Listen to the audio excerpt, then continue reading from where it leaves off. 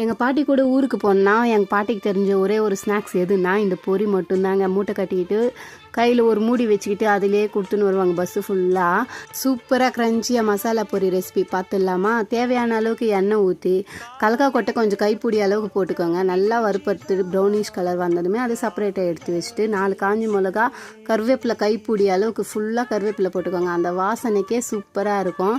கருவேப்பிலை எவ்வளோ அதிகமாக போகிறோமோ அவ்வளோ ஸ்மெல் சூப்பராக இருக்கும். கருவேப்பிலையும் போட்டு அதுவும் வறுத்துட்டு செப்பரேட்டாக எடுத்து வச்சுக்கோங்க. 1 டேபிள் ஸ்பூன் மஞ்சத்தூளும் ஒரு சேர் பொரியும் மிக்ஸ் பண்ணி நல்லா வறுத்துடுங்க. ஒரு 5 நிமிஷம் போல் வறுத்திங்கன்னா மொறுன்னு வரும். அப்போது வறுத்து வச்சுக்கிற கருவேப்பிலை, காஞ்சி மிளகா, கலக்கா கொட்டை போட்டு மிக்ஸ் பண்ணிவிட்டு கொஞ்சமாக 1/2 டேபிள் ஸ்பூன் மிளகாத்தூள், சால்ட் மட்டும் கொஞ்சமாக போட்டுக்கோங்க. ஏன்னா ஆல்ரெடி பொரியில் சால்ட் இருக்கும்ல, அதனால் கொஞ்சமாக கரம் மசாலாவும் போட்டுட்டு ஒரே ஒரு திருப்பிட்டு பூண்டு 2 பல்லு தட்டி போட்டுட்டு கடைசியில் இறக்கி வச்சு சாப்பிட்டு பாருங்கள். சூப்பராக இருக்கும்.